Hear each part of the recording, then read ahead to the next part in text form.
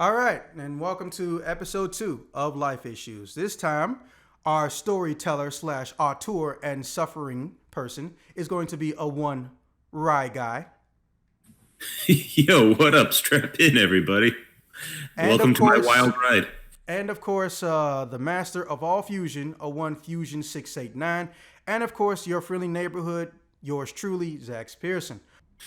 I guess basically this is just about the time that I ended that a 3-year relationship I was in came to a terrible slash wonderful slash what the fuck end. Our favorite types of stories on this little episode.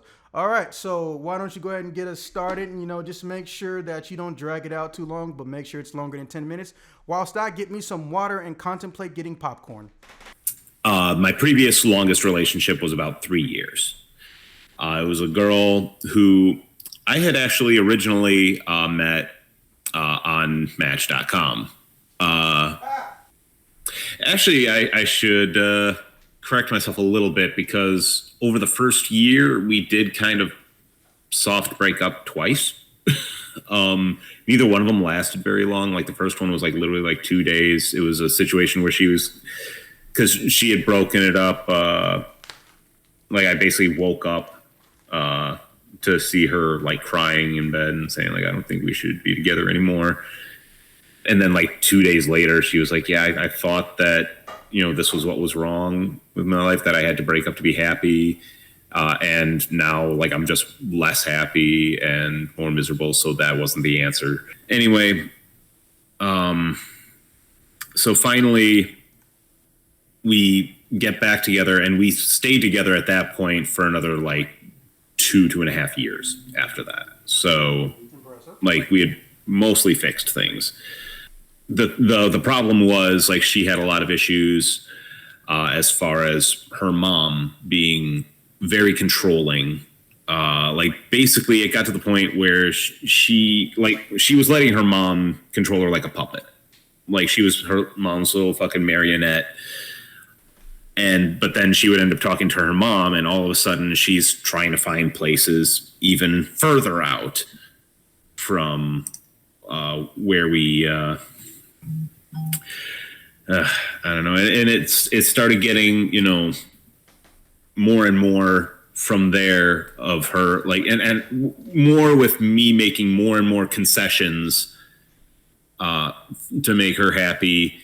It really came to a head when she starts talking very seriously about wanting to get a dog. I'm straight up allergic to dogs, most hairy animals, especially cats and like ursine species, like, ferrets and shit like that, like with long hair. Even short hair stuff, like it gets to a point where I start getting really sinusy, like very sneezy, very leaky. After long enough exposure, I can start having trouble breathing. So basically, dogs can kill you. You're fatally allergic, not minor allergies like most people. And I just have like minor irritation. Then there's other places where like you just walk in and you can smell the fucking animal in the air. Like, that feeling where it just hits your entire head, just like starts feeling pressure. Like, and no, like, I don't, because I was born with no allergies. Bask in my greatness. So when she initially was like looking online for like just like looking at pets and like looking at shelters and stuff like that and pet stores, I'm just sort of writing it off like, oh, whatever, it's cute, but then she starts looking more and more seriously. I'm like, oh my God, like, are you like actually kidding me with this? Like, don't do this. Like, please don't do this, because it's going to make me, the fucking villain here. No, I think saving your own life is not a villainous task. I'm just saying. Exactly. And that's what I'm trying to tell them. Like, it's one thing if it's, like some life-threatening thing that's just like in my body, like some like growth or some shit that I have to take medicine for or get surgery for, to continue, living quality of life. That's one thing. But this is something that's entirely preventable by just not having the animal there in the first place to agitate things. And then they would continue to be like, well, hey, if you loved her, you'd do it. I'm like, if she loved me, she wouldn't ask me to do that. Like, thank you. Yeah, that's like, hey, you gotta look at it both ways. Don't just be the one making the sacrifice here. Come on.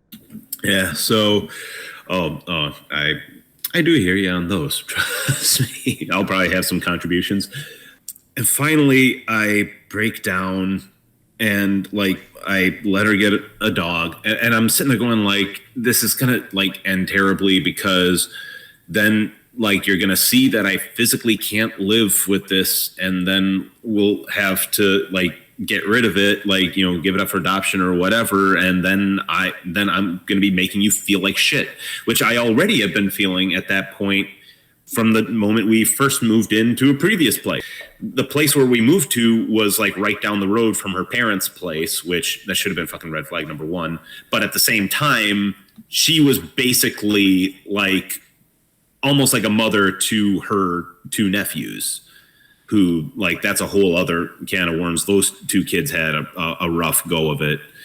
Let me put it this way: their dad, aka her brother, ended up going on a drug-induced assault and tried to kill their mom with an axe. Holy shit! This just got good and bad at the same time. Oh yeah, you think I'm making this up? I'm not. This was Hell no, I don't. Papers.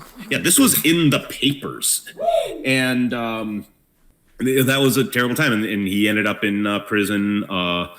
Eventually worked through shit, and the two kids' mom was no better. She had literally poked holes in the brother/dad's condom. So. All of them. Yeah. Oh yeah. This rabbit hole goes fucking amazing places. And don't get me wrong. I'm not making excuses, but I've interacted with the girl and her brother's mom. I can absolutely understand somebody wanting to go after her with an axe. I totally get it. I'm not condoning it. It's the old Chris Rock. I'm not saying he should have killed her, but I understand. You know what they say? There's no reason to ever hit a woman. She is a reason to hit everybody. Just don't do it.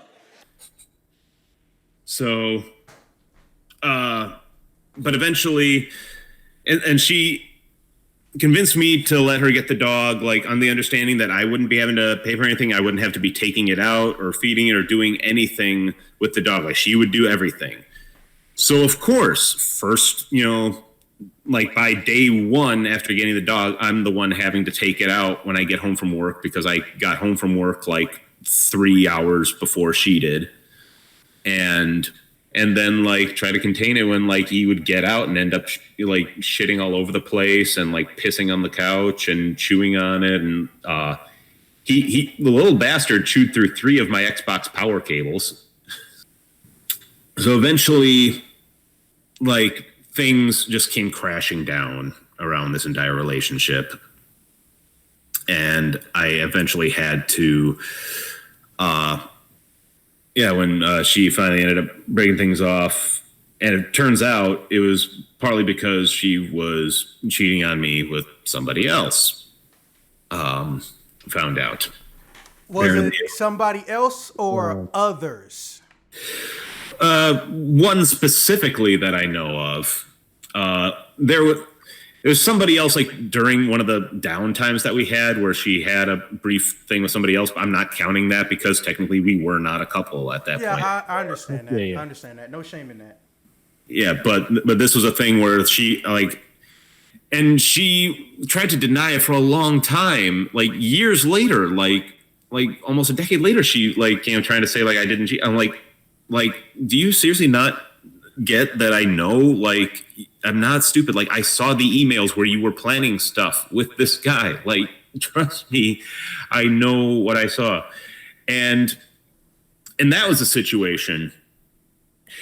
there are some people who would say like, oh, that's shitty of you to go through her email or her text or whatever. And I'm like, yeah, but I fucking found something. So unfortunately, at this point, we're stuck living together for another like 2-3 months, while I worked on getting my half of the condo sold and getting my next place lined up. Eventually, there's one night, January 9th, 2009. The date matters. You'll see. It's about like 12:30 in the morning. She comes into my room. We're in separate bedrooms at this time, obviously. She comes into my room. She wants to talk. And she starts, like apologizing for some of the things she'd been saying and doing lately, some of the way she'd been behaving and everything. And like we're having like a decent discussion. Then she had the audacity to be like, I really wish you'd let me bring Eddie over here. I mean, he's my boyfriend now. I should be able to bring my boyfriend over to my home, like. Get the fuck out of here with that shit. And yeah, and I responded, I'm like, you are not seriously trying to talk me into letting you bring your new fuck buddy over to my home on the 10th anniversary of my mom dying. Be gone, fuck! Yeah, I'm like, are you fucking goofy? And she gets this deer in headlights look, and I'm like, you can't act surprised that I'm upset about this right now. Like, you know what day this is. You know how important this is to me. I had lost my mom when I was 15 years old to liver cancer. And I'm like, I'm literally sitting here on my bed, going through a box of my mom's shit on my lap, crying. You know how big a deal this is for me right now. And I told her, and this is where some people take issue with my language, but fuck it, I don't take it back. I told her, Susie, I hope you get a fucking yeast infection so you know what it feels like to live with an irritating cunt. Ryan, that one sentence alone is why we will always be friends. Full disclosure, I can't take full credit for that line. That was actually something that a friend of mine said I should say to my stepmom one time. And she is somebody who I also call that. There are two people I've ever like legit called. What's important is you said it. Yeah, there's only two people in my life who I've legitimately called the C word there. And it was my stepmom, who like she was somebody who would talk shit about my dead mom. Like when she was the person who caused them to fucking my dad and my mom to break up in the first place. That's a whole other fucking can of worms. I'm sorry, this turned into a fucking counseling session. No. This is what this show is here for. We don't know how the story's gonna play out. The whole point is to talk about weird life issues. And hey, your stepmom seems like a very, very high wealth of shit. Like I'll tell people that about my ex, like what I said, and they'll be like, oh my God, Ryan, like you don't say that to somebody, like that's the worst thing you can say, like you can't say that. I'm like, that's not the worst thing you can say. It's just a devastating thing you can say. And I'm just like, she deserved it. She deserved the worst thing I could say. She absolutely deserved it. Like I don't take it back. I don't apologize. like I said, like straight up, she just has zero regard for like a person's heart.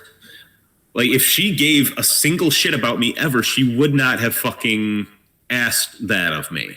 Ryan, hey, can I bring over the guy I was cheating on you with? I feel like I should be allowed to because he's my boyfriend now. It's like, just, if you think that even for a third of an 18th of a second, some shit like that is okay, then A, you're the type of person that's done this to someone before. B, you're selfish and delusional and you lack the concept of empathy. And C, be gone, thought. Be gone. Yeah. And so eventually I finally got to move out. Well, and it was funny because the best part then was her mom actually wanted, like, she wrote out this whole like agreement thing and like had it notarized, which first of all, something like what we had handwritten there, like having it notarized doesn't mean a damn thing. It just means, okay, somebody watched this happen. Like, okay, it literally wouldn't hold up. But like is saying that, that when we broke up that I would move away from Kenosha. I'm like, you're acting like I fucking want to stay here in the first place. I didn't want to be here in the first place. Like, fucking Kenosha is. Thank God my buddy Larry ended up asking me the same thing I said to her. He's like, they just never seen Texas Chainsaw Massacre? I'm like, thank you. Like, fucking place like that where you find all the goddamn dead bodies. Like I'm not a fan of places where you have to drive like 20 minutes to find civilization. Like, you know, much love to anybody who does live there and loves it. Like, it's just not my personal lifestyle. But then she was saying, like, if she apparently told her mom, like, she didn't, you know, whatever, but like her mom was like, if you ever call my daughter a cunt again, I will get a restraining order on you. And I'm like, you say that as though I want anything to do with her in the first place. Like, no, I would still call her. I would say that, but still call her a cunt again, then call her back and tell her you did it. Because for some reason, she's completely ignoring that her daughter's been in the wrong this whole time. Yeah. Well, and that's the best part then is like, because I am actively trying to keep her the fuck out of my life. And she's the one who would keep contacting me for a while. She can't file the restraining order, so what the fuck is she even saying? Yeah, for like another couple of years. Like, so like her, the girl, like, I'll wrap this up because I know we're running long here, but my final real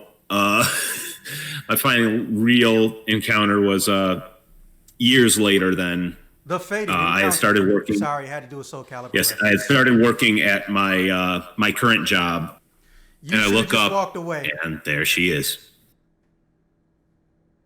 And I'm just like, oh, hey, what are you doing here? And like, it's legit. Like, I'm sitting there, like, you have the audacity to just sit down, like, all biz cash, like this is totally okay whatsoever. So yeah, that is the general gist of my story. If anybody has any thing they'd like clarified. Nah, we pretty much understood it. I just wasn't expecting it to turn into a double story, but hey, you know, I'm not about to bitch about it. Fool, you got anything you want to add? And I apologize for that. It's just one led to the other, and it's been a while since I've really gotten to fucking it's perfectly fine. unload like that said, little piece of my history. This YouTube is made for shit like that. Dude, I got nothing. Yeah, it's perfectly fine, bro. Like, with this YouTube, as I mentioned multiple times, this is made for shit like that. Snowballing stories is not an issue. The only issue I have is the absolute disbelief that something fucked up hasn't happened to or around Fu that directly involved him. I refuse to believe that ain't shit happened in the suburbs when you're like the only minority around. I know from experience, shit pops off. However, ain't nobody got time for that right now. So I'm gonna end this episode. Rye Guy, thank you for sharing as always. Fu, thank you for stopping through from the 689. And I've been your friendly host in neighborhood, Zach Stat Pearson, and we will see you guys in the next episode.